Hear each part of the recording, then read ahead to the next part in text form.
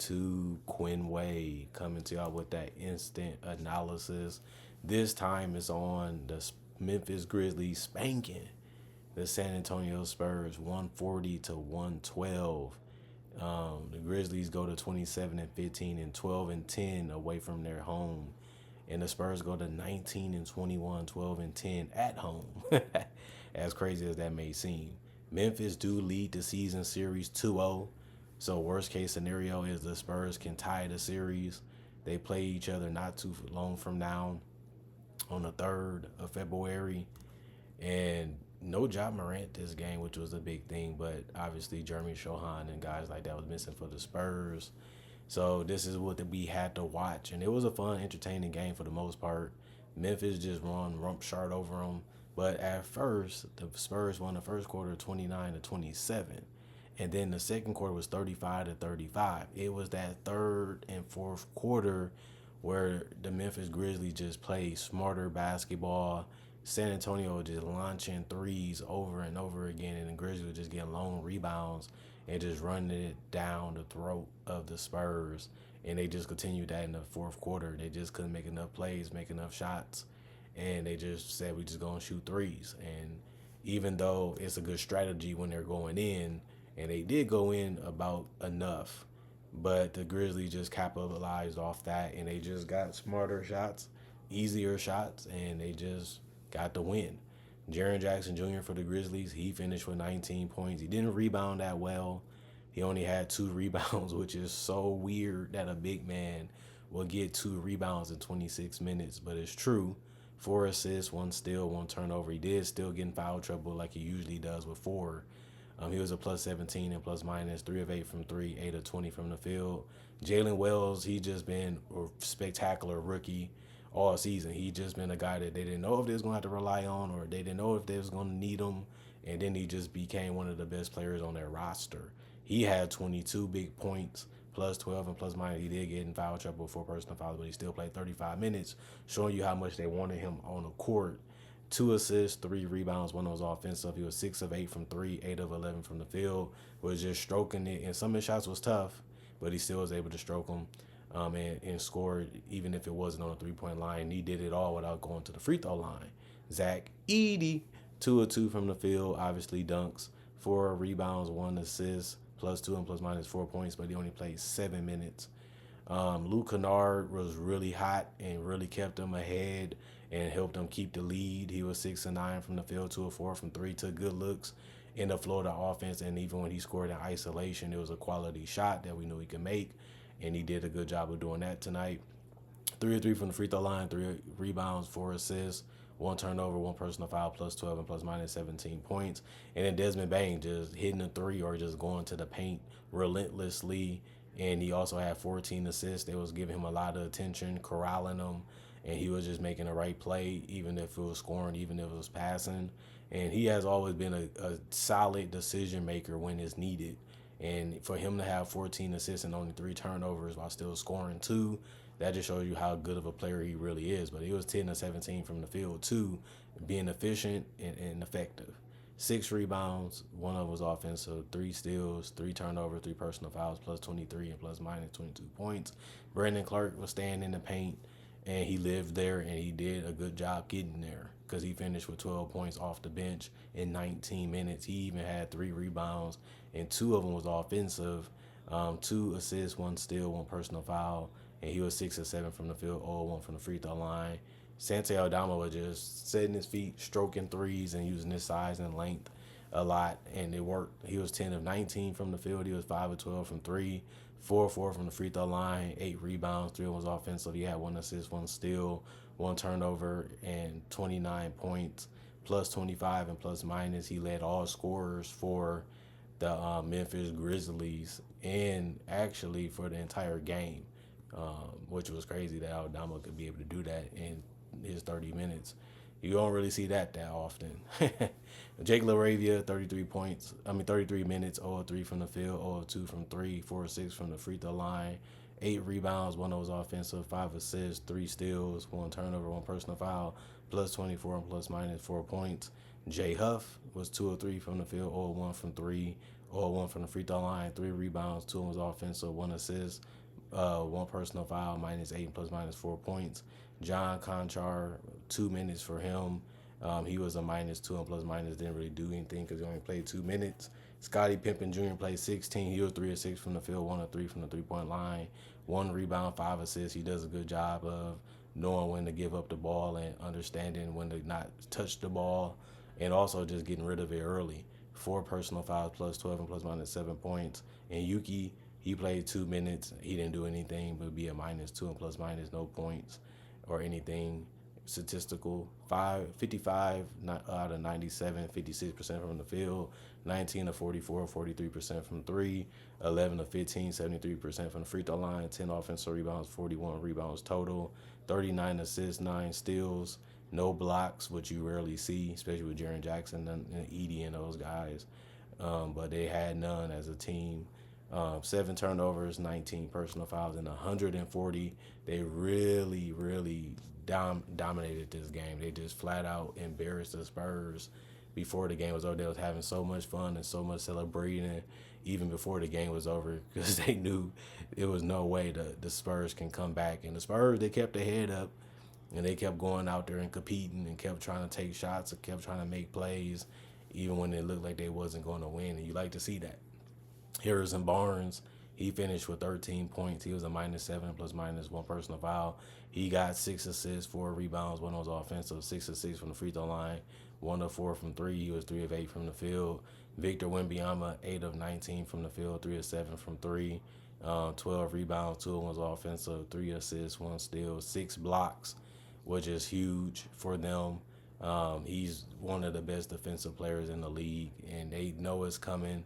They know he's going to try to block it, and they still try him. The pride of the game, and he just holds down the fort to the best of his ability. 4 turnovers, -17 and plus -19 points.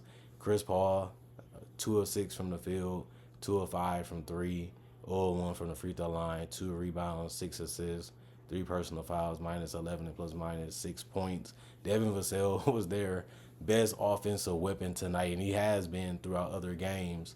7 of 13 from the field, 3 of 7 from 3, 4 of 5 from the free throw line, 2 rebounds, 5 assists, 3 turnovers, 2 personal fouls, -22 and plus -21 points. Stephon Castle, 7 of 11 from the field, 1 of 3 from the 3-point line, 5 of 7 from the free throw line, 4 rebounds, 4 assists, 1 steal, 3 turnovers, 3 personal fouls, -4 and plus -20 points. I like what he did out there. Stephon Castle is just a smart, savvy player. And I like that he's getting his confidence up offensively, taking those mid-rangers, getting to the basket, trying to find a way to defend as good as he can. And he only had 3 personal fouls. And I just like the fact that his offense is starting to finally come through a little bit more, because it is hard to score in the NBA when you ain't the greatest athlete, you're not the greatest shooter, and you're not the greatest finisher, but you still figure it out. And I think that that's the point of training. That's the purpose of scrimmaging.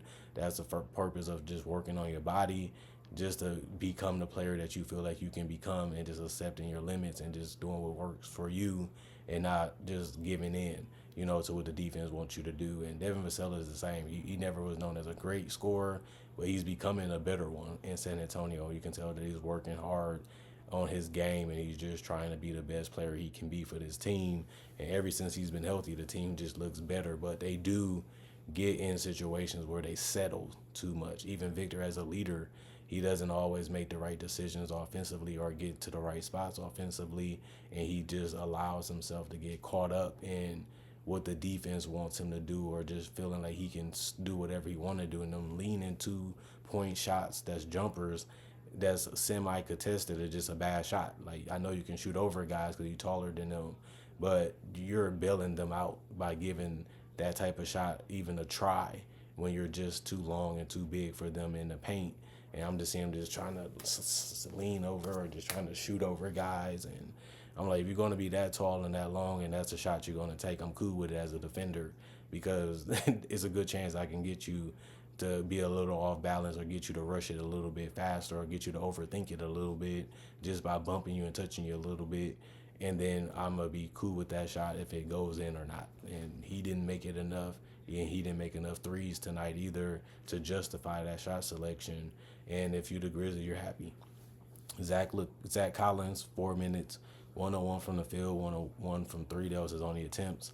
No free throws, and he was a -5 and plus minus with 3 points. Sandro, 4 minutes, 2 of 2 from the field, one rebound, one turnover, one personal foul, -4 plus minus 4 points. Julian Champagny, 1 of 5 from the field, 0 of 3 from the 3 point line, 2 of 2 from the free throw line, 2 rebounds. One of them was offensive, 1 assist, 1 steal, one turnover, one personal foul, -18 and plus minus 4 points. Keldon Johnson, 3 of 6 from the field, 2 of 3 from three, 2 rebounds, one was offensive, 1 steal, 2 turnovers, 2 personal fouls, -18 and plus minus 8 points. Charles Bassey, 12 points, 5 of 6 from the field, 2 of 2 from the free throw line, 9 rebounds. 4 of them was offensive, 2 blocks, 1 turnover, 1 personal foul, -11 and plus minus 12 points. He just did a good job just giving good energy and just trying to compete to the best of his ability, even if it's on the rebounds, even if it's just trying to come up and help his teammates defensively with those blocks or just doing whatever he can to just score. I like what Charles Bassey did tonight. He was very, very impactful. Trey Jones, 104 from the field, 0-1 from three. He had 2 rebounds, 2 turnovers, one personal foul, -12 and plus minus 2 points. Malachi Branham played 4 minutes. He was 0-2 from the field, -5 and plus minus. Blake Wesley, 0-1 from the field, and -5 and plus minus 2. The team shot 40 of 84, 47% from the field, 13 of 36, 36% from three, 19 of 23, 82% from the free throw line, 10 offensive rebounds, 40 rebounds total, 29 assists, 4 steals, 8 blocks, 17 turnovers, 15 personal fouls, and 112 points. And that's what you like to see from the Memphis Grizzlies. As good as they have been this year, they have been a terror for teams to score against. They have been one of the better offensive teams. They don't look like it. Ja Morant has missed a lot of time this year, but they know how to get it done. And they always have shown that even in their first time without Ja Morant, they still were showing that they can compete with anybody, they can play with anybody, and they don't make excuses. They just going to go out there and do what they have to do to get a win. And tonight was no different. But the Spurs, they're still learning, man. They're still learning, and it's fun to watch, and it's fun to see what they're trying to do and where they're going to try to go from here. Is going to be interesting. I feel like they still can be a playoff team. It's going to be hard for them to do it playing the way that they do because they seem like they have things figured out. And the next thing you know, they just get countered, and they just don't know how to react even during games or throughout games. And this was another example of that. And, it's part of being a young team. But other than that, comment, like, subscribe, share, hit the notification bell for more analysis. And if you're new to the channel, I do conversation video just like this in different varieties. Also do breakdowns with real footage of legends, current players, rookies, even future stars, even superstars of this generation. And I also do draft coverage and mock drafts. If you want to see what I do, I have over 3,000 videos already turned in on my channel, and I'm obviously making more. That gives you a reason to subscribe. Other than that, if you want to see other stuff I do, you can follow me on social medias. Those will be on my channel too. And thank y'all for watching. Hopefully you guys enjoying y'all weekend. Hopefully you guys stay blessed up. Thanks for the work grind with me. Put me in your work week. Put me in your work day with that analysis that you guys love so much. You love it so much. I keep making videos because I love it so much. And that's the 50-50 why the channel works so much when it comes to success. And thank y'all for continuing to support the channel either way, even if you're interested, even if you just love the channel for what it is, and appreciating the content for what it is something that's a huge thing for why this channel is so supported and so loved too, because you guys really enjoy what I do. Other than that, I'm going for now. See you guys later today or even on Saturday with more analysis, hopefully, and I'm gone.